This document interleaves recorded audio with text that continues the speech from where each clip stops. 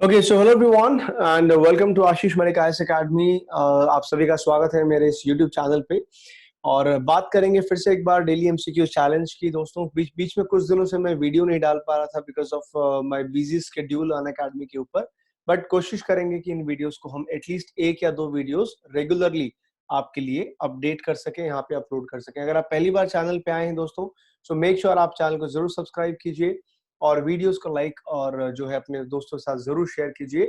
साथ ही साथ में जो मैं क्वेश्चंस आपको अभी डिस्कस करवा रहा हूं इस यूपीएससी प्रीलिम्स 2021 के लिए, उसकी प्रिपरेशन को आप बूस्ट अप कर सकते हैं मेरी इस बुक के साथ, जो है 1000 plus most probable general studies questions subject wise. अगर आप इसको देखेंगे तो सब्जेक्ट वाइज आपको हर एक टॉपिक वाइज आपको क्वेश्चंस इसमें मिलेंगे। सिर्फ इस बुक को अगर आपको ऑर्डर करना है, ये बुक Amazon और फ्लिपकार्ट पे अवेलेबल है। और you have to scan and you can buy it directly। और बाकी कमेंट सेक्शन बॉक्स में भी आप जा करके इसको परचेज कर सकते हैं। तो ये सारे टॉपिक जो है, सारे जो टॉपिक्स हैं इसमें कवर किए गए हैं, साथ साथ में आपके कुछ माइंड मैप्स भी दिए गए हैं क्विक रिवीजन के लिए। जो टॉपिक हम डिस्कस करेंगे that will be Indian polity, governance, global indexes and government scheme. 5 सवाल मैं आपसे पूछूंगा, सो आपको आंसर देना है। वीडियो को पॉज करके कमेंट सेक्शन में आंसर देते चलिए और बाद में अपना स्कोर जो है आप मैच कीजिएगा। चलिए let's get started with the very first question of this video. In total this is question number 56। अगर इसके पहले वाले पार्ट्स नहीं देखें तो आप उनको जरूर जाके देखिएगा। क्वेश्चन नंबर 56 कहता है इनमें से कौन सी कमेटी है जो हमारी पंचायती राज के साथ एसोसिएटेड है। आपके पास तीन ऑप्शंस, अशोक मेहता कमेटी, के सतनाम कमेटी या फिर एल.एम. सिंघवी कमेटी। आपने आई एम श्योर दोस्तों इसको कई बार पढ़ा होगा। एम लक्ष्मीकांत बुक में भी इसके बारे में डिटेल दी गई है। हर एक कमेटी के फंक्शन, इसके एम्स, ऑब्जेक्टिव सब कुछ बताए गए हैं। राइट आंसर क्या होगा? वीडियो को कीजिए पॉज और बताइए इसका जो राइट आंसर है लास्ट में। आप जो भी आपको लगता है पंचायती राज से संबंधित है। सो राइट आंसर इस केस में हैज टू बी डी, क्योंकि ये तीनों ही जो कमेटी है, अशोक मेहता कमेटी, संगनाथम कमेटी और एल.एम. सिंघवी कमेटी, तीनों का ही जो रिलेशन है आपकी पंचायती राज से है।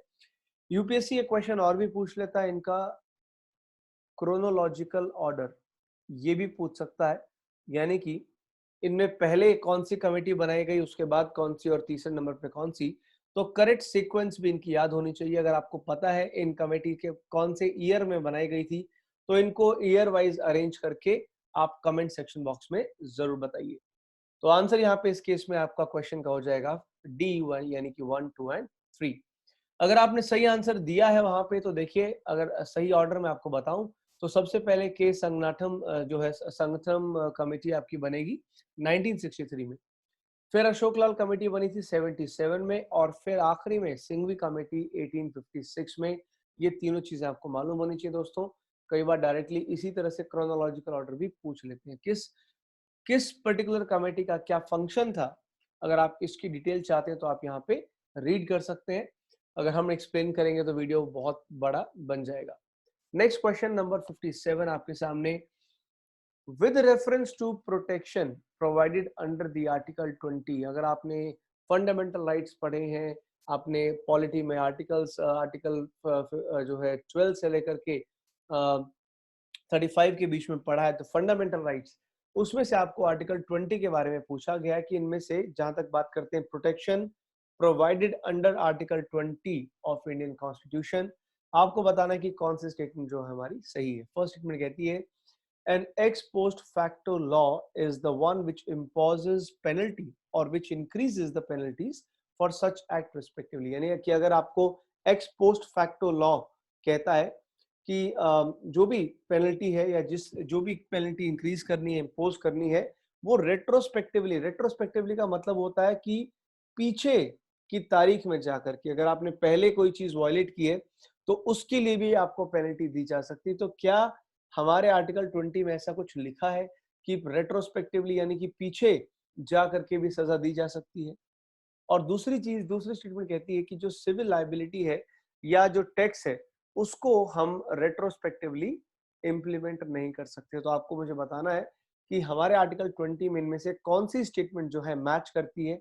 वीडियो को कीजिए पॉज, चाहे 10 सेकंड लीजिए, 15 सेकंड लीजिए, 1 मिनट लीजिए, मगर वीडियो को पॉज करके आंसर साथ साथ कमेंट सेक्शन बॉक्स में आपको जरूर डालना है। This is really really important. तो बताइए यहाँ पे आपका राइट आंसर क्या होगा दोस्तों। अगर आपने आंसर दे दिया है तो मैं आपको बता दूं कि सेकंड स्टेटमेंट जो है वो यहाँ पे गलत है। अब सेकंड स्टेटमेंट गलत क्यों है?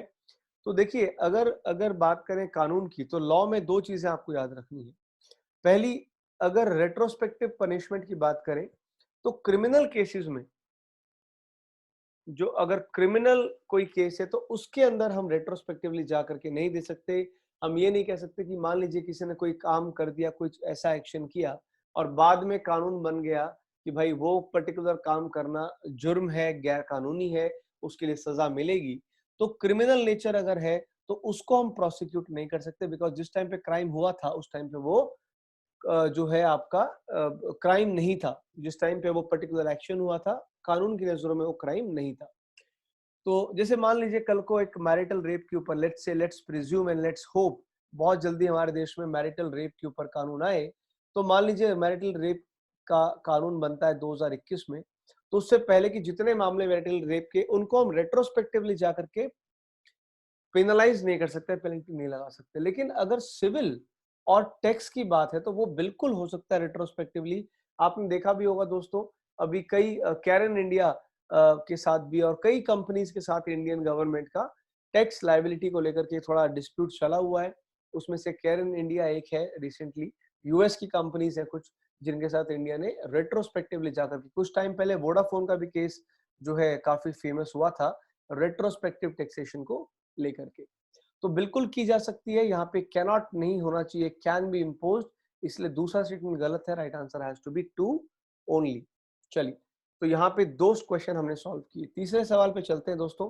तीसरा सवाल क्या कहता है? थर्ड क्वेश्चन में आपको बताना है, what are explicit provisions for environmental protection and conservation in DPSP, directive principles of state policy के अंदर ऐसे कौन से एक्सप्लिसिट प्रोविजन, एक्सप्लिसिट का मतलब होता है जो सिर्फ और सिर्फ डायरेक्टिव प्रिंसिपल में आपको मिलेंगे, जो सिर्फ आपके एनवायरमेंट प्रोटेक्शन के लिए बनाए गए हैं। अब आपको बताना है एनवायरमेंट प्रोटेक्शन में DPSP, directive principles of state policy के अंदर कौन से आते हैं। Number one, provides for right to clean environment, delegates responsibility of managing local health sanitation to local bodies. It exhorts the government not to undertake projects that involve large scale deforestation. तो आपको बताना है इस case में यहाँ पे right answer क्या होगा, जो कि बताता है कि एनवायरमेंट प्रोटेक्शन डीपीएसपी के अंदर कौन सा प्रोविजन आएगा। तो एज ऑलवेज वीडियो को कीजिए पॉज और मुझे बताइए कि आपका यहाँ पे राइट आंसर क्या होगा। ओके सो गाइस, यहाँ पे देखिए, अगर आपने आंसर दे दिया है तो लेट मी टेल यू कि तीनों में से कोई भी स्टेटमेंट सही नहीं है। आपका आंसर यहाँ पे होना चाहिए डी। अब डी आंसर के पीछे लॉजिक क्या है, let's try to understand. Basically तीनों ही स्टेटमेंट यहाँ पे गलत है। जो फर्स्ट स्टेटमेंट आपको दी गई है, राइट टू क्लीन एनवायरमेंट, जहाँ पे वर्ड ही राइट यूज हो गया है, तो आप अगर थोड़ा सा कॉमन सेंस लगा के सोचेंगे तो अगर हम क्वेश्चन में ही राइट टू क्लीन एनवायरमेंट की बात करते हैं तो जो हमारा आर्टिकल 21 है, और वो क्लियरली डीपीएस पे नहीं है। Directive principles of state policy जो है वो आपके आर्टिकल 36 से शुरू होता है। आर्टिकल 36 से लेकर के और 51A तक आपके जाते हैं, ठीक है ना। ये है डीपीएसपी जो हमारे पार्ट 4 ऑफ द कॉन्स्टिट्यूशन में दिए हुए हैं। Right to clean environment article 21 में आता है, जो कि फंडामेंटल राइट का पार्ट है, ना कि डीपीएसपी का पार्ट है। और ये आपका पार्ट 3 ऑफ द कॉन्स्टिट्यूशन में दिया हुआ है। अगर इतनी सी बात भी पता है तो वन को तो आप यहीं से एलिमिनेट कर देंगे। तो आंसर इन दोनों में से होना चाहिए, लेकिन सेकंड और थर्ड भी गलत हैं इस पर्टिकुलर केस में। क्यों गलत हैं, let's try to understand. Second statement की गलत होने के पीछे लॉजिक ये है कि ये आपका 11th और 12th शेड्यूल में है, जो कि क्लियरली डीपीएसपी नहीं है। 11th और 12th शेड्यूल वो शेड्यूल्स हैं जो हमने लास्ट में ऐड किए थे 1973 के बाद, जो है 1993 के बाद हमने ऐड किए थे, जहाँ पे पंचायती राज इंस्टीट्यूशन और म्युनिसिपैलिटी के हमने 73rd, आपने शायद पढ़ा होगा, 73rd अमेंडमेंट और 74th अमेंडमेंट, दो बहुत बहुत बड़े संशोधन हुए थे हमारे संविधान में। उसके बाद ये 11th-12th शेड्यूल जो है जोड़े गए हैं। तो आज के बाद आप एक बात का जरूर ध्यान रखेंगे कि अगर रिस्पॉन्सिबल, क्योंकि लोकल हेल्थ की बात कर रहे हैं ना, तो यह यहाँ पे हमने लोकल गवर्नेंस, जो लोकल गवर्नेंस होती है, लोकल बॉडीज हैं, यानी कि टीयर 3 गवर्नमेंट, उसको बनाया था आफ्टर पंचायती राज एक्ट, जो कि 1993 में आई थी। तो ये भी डीपीएसपी का पार्ट बिल्कुल भी नहीं है। और सिमिलरली जो थर्ड स्टेटमेंट है दोस्तों, ये पॉलिसी है गवर्नमेंट की, जो it is not provided for DPSP. ठीक है, ये this is only one provision article 48A which says prosecution improvement of the environment and safeguarding of DPSP. तो तीनों ही स्टेटमेंट आप देखेंगे यहाँ पे आपका गलत हो जाएगा। दोस्तों अभी 2 क्वेश्चन और बचे हैं, लेकिन मैं आपको एक बहुत इंपॉर्टेंट चीज बता दूं कि 26 ऑफ मई को अनअकैडमी के ऊपर हमारे नए बैचेस स्टार्ट हो रहे हैं, जिसकी इन्फॉर्मेशन मैं आपको वीडियो के एंड पे भी दूंगा। तो वीडियो को आखिरी तक जरूर देखिए, ये नए बैचेस किस चीज के रिगार्डिंग है और मेरे भी कौन कौन से नए बैचेस आएंगे, नए कोर्सेज कौन से आने वाले हैं, उसकी इन्फॉर्मेशन भी मैं आपको दूंगा। और कैसे आप डिस्काउंट ले सकते हैं अनअकैडमी के ऊपर, वो सब बातें बताऊंगा वीडियो के एंड में। क्वेश्चन नंबर 59, ये सेकंड लास्ट क्वेश्चन है हमारा। This question is about mission शत प्रतिशत। ये बेसिकली गवर्नमेंट स्कीम के ऊपर क्वेश्चन है। बताइए कौन सी स्टेटमेंट सही है मिशन शत प्रतिशत के बारे में। शत प्रतिशत स्कीम का एम है to achieve 100% result in class 5th 8th 10th and 12th। ये 4 क्लासेस में 100% रिजल्ट लाना है गवर्नमेंट स्कूल में। यानी 100% रिजल्ट तब होगा दोस्तों जब कोई भी बच्चा फेल नहीं होगा। There will be no, absolutely no fail in the school. और ये दिल्ली गवर्नमेंट का जो है इनिशिएटिव है। आपको बताना है कि दोनों में से आपके लिए सही आंसर क्या होगा। वीडियो को कीजिए पॉज अभी के अभी और मुझे बताइए कि इसमें राइट आंसर आपके लिए क्या रहेगा। देखिए, मिशन 100% के बारे में फर्स्ट स्टेटमेंट तो बिल्कुल सही है। वैसे यूजुअली दिल्ली सरकार का एजुकेशन से बहुत पुराना रिश्ता है। डेफिनेटली दोस्तों ऐसी स्कीम जो है दिल्ली गवर्नमेंट कई बार न्यूज में रहती है, लेकिन अनफॉर्चुनेटली मिशन 100% का कोई रिलेशन दिल्ली सरकार से नहीं है। ये पंजाब गवर्नमेंट की स्कीम है। तो आंसर इस केस में आपका होगा ए, सेकंड आपकी है गलत। जी हाँ, बाकी कोई लॉजिक नहीं, कुछ नहीं, बट यही आपका जो पॉइंट है सामने। तो 100% में 5th class 8th class 10th और 12th के गवर्नमेंट स्कूलों में कोई बच्चा फेल ना हो, इस पे ध्यान देना है। आखिरी last question of the day इस पर्टिकुलर वीडियो का आपको कंसीडर करना है about the study in India scheme. शायद आप लोगों ने पढ़ा होगा ये study in India scheme program जो है, इसके बारे में कौन सी स्टेटमेंट करेक्ट है। नंबर 1, ये जॉइंट इनिशिएटिव है ministry of human resource development का। साथ में जुड़ा है ministry of external affair, home affair और कॉमर्स। यानी कि 4 इंडस्ट्री अगर आप देखेंगे इसका, ये मल्टीपल स्टेक होल्डर है। इसको हम कहते हैं मल्टी स्टेक होल्डर। और मल्टी स्टेक होल्डर का मतलब कि अलग अलग जो है मिनिस्ट्रीज इन्वॉल्व है। तो ह्यूमन रिसोर्स, जिसका अब हालांकि नाम चेंज हो गया, अब आपका ह्यूमन रिसोर्स नहीं है, इसको मिनिस्ट्री ऑफ एजुकेशन के नाम से जानते हैं। Ministry of external affair, home affair, ministry of commerce. और दूसरा कहता है कि जो टाटा कंसल्टेंसी सर्विसेज हैं वो इंप्लीमेंट करेंगी स्टडी इन इंडिया प्रोग्राम को, जो इंडिया का बहुत बड़ा इंडिया का एजुकेशन कैंपेन है। अब करेक्ट स्टेटमेंट आपके हिसाब से कौन सी है वो आपको बताना है। सो वीडियो को कीजिए पॉज और कमेंट सेक्शन बॉक्स में, साथ साथ आपके कमेंट्स पढ़ रहा हूं दोस्तों, तो कमेंट सेक्शन बॉक्स में जरूर डालें कि इसका सही आंसर आपका क्या होगा। Well, as far as right is concerned, let me tell you कि फर्स्ट स्टेटमेंट तो सही है। ये तो आपको पता होना चाहिए कि स्टडी इंडिया स्कीम में ये सारी वेरियस मिनिस्ट्रीज इन्वॉल्व हैं। लेकिन सेकंड स्टेटमेंट पे एग्री नहीं कर रही। सेकंड पे क्यों नहीं कर रही? देखिए, सेकंड का ऐसा है कि टाटा कंसल्टेंसी इंप्लीमेंट नहीं कर रहा है स्टडी इन इंडिया प्रोग्राम को। कौन कर रहा है? अगर टाटा नहीं कर रहा तो सही आंसर क्या होगा? वेल दोस्तों, आपने शायद इस ऑर्गेनाइजेशन के बारे में सुना होगा। इसका नाम है ईडीसीएल।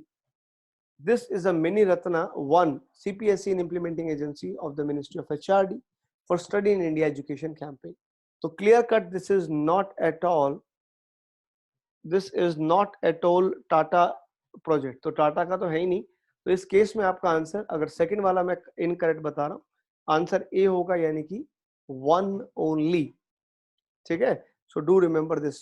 सो आई होप गाइस कि आपको ये जो 5 क्वेश्चन मैंने पूछे, 5 क्वेश्चन में आपको बहुत कुछ जरूर सीखने को मिला होगा। अगर आप और ज्यादा यूपीएससी की प्रिपरेशन को लेकर के सीरियस हैं और यूपीएससी की प्रिपरेशन के लिए प्रॉपर गाइडेंस में प्रिपरेशन करना चाहते हैं दोस्तों, तो आप बिल्कुल यूपीएससी क्रैक कर सकते हैं, आईएएस के एग्जाम को क्रैक कर सकते हैं हमारे अनअकैडमी प्लेटफॉर्म के साथ, जिसका ऑब्जेक्टिव एंड मोटो ही है लेट्स क्रैक इट। तो अगर आप अपने जीएस और ऑप्शनल दोनों को एक साथ सब्सक्राइब करते हैं अनअकैडमी के ऊपर, और जिसमें मेरा रेफरल कोड भी आप यूज करें, मैं बताऊंगा आपका रेफरल कोड कौन सा है, तो आशीष मलिक के नाम से रेफरल कोड लगेगा, तो ऑप्शनल के ऊपर आपको 25% का डायरेक्टली ऑफ देखने को मिलेगा। जी हाँ, ये काफी खास चीज है। और दोस्तों, आपके लिए पर्सनल मेंटोरिंग सेशन भी स्टार्ट कर चुका है अनअकैडमी, जो आपको हर कदम पे गाइड करेगा, और हर कदम पे आपको जो है फुल गाइडेंस प्रोग्राम और सभी कोर्सेज मिलेंगे। साथ साथ में ये आप रेफरल कोड नोट डाउन कीजिए, आशीष मलिक मेरा रेफरल कोड है। इस रेफरल कोड को यूज करेंगे, सारे बेनिफिट आपको मिलते हैं अनअकैडमी के ऊपर, चाहे वो कॉम्बिनेशन और जीएस का जो है ऑप्शनल और जीएस का ऑप्शन हो, 10% डिस्काउंट का ऑप्शन हो, लोन 0% लोन आपको चाहिए हो, सब्सक्रिप्शन की तारीख बढ़ेगी ऑटोमेटिकली, और प्रिंटेड नोट्स भी मिलेंगे जिसकी बाजार में कीमत है कम से कम 10,000 रुपए, वो भी आपको फ्री में मिलेंगे दोस्तों। सो मेक श्योर आप इन सभी फैसिलिटीज का पूरा पूरा फायदा उठाएं। हर संडे को हमारे साथ अनअकैडमी की जो कॉम्बैट है, अनअकैडमी कॉम्बैट का हिस्सा बने। हर संडे को ये टास्क जो है रहना चाहिए। और दूसरी चीज, नए बैचेस की जहां तक मैं बात बता रहा था दोस्तों, तो 26 मई यानी कि कल अगर आप देखेंगे तो 26 मई को स्टार्ट होंगे हमारे नए बैचेस अनअकैडमी के ऊपर, जिसमें फाउंडेशनल बैचेस भी हैं, कोर बैचेस भी हैं, इंग्लिश, हिंदी, कोई इसमें बाइलिंगुअल सभी तरह के आपके कोर्सेज अवेलेबल मिलेंगे दोस्तों। This is really important. और साथ साथ में इन बैचेस के साथ में मैं भी फिजिकल ज्योग्राफी की एक क्लास स्टार्ट कर रहा हूं, तो अगर आप चाहते हैं फिजिकल ज्योग्राफी मेरे साथ कवर करना इसी बैच के अंदर, तो आप सभी को 6 बजे आना है इन क्लासेस में पार्टिसिपेट करने के लिए। और इन्फॉर्मेशन चाहिए तो आप कमेंट सेक्शन बॉक्स में जा करके अपने इन्फॉर्मेशन छोड़ सकते हो। प्लस में अगर इन बैचेस में अपने आप को एनरोल करना है दोस्तों, तो एनरोल अगर करना है तो उसके लिए जो है मैं डिस्क्रिप्शन बॉक्स में सारी डिटेल आपके लिए डाल दूंगा। So don't waste time and make sure कि जब भी आप सब्सक्राइब करें तो ये वाला प्राइस बिल्कुल मत पे कर देना, आपको डिस्काउंटेड प्राइस पे करना है ये वाला, after using the code. Thank you so much, मिलते हैं अगली वीडियो में, तब तक के लिए आप अपना ख्याल रखें। और कोई आपका सजेशन या हो, कोई आपका आइडिया हो वीडियो बनाने के लिए, तो वो भी मुझे कमेंट सेक्शन बॉक्स में डाल सकते हैं। Thank you so much, take care and all the very best guys.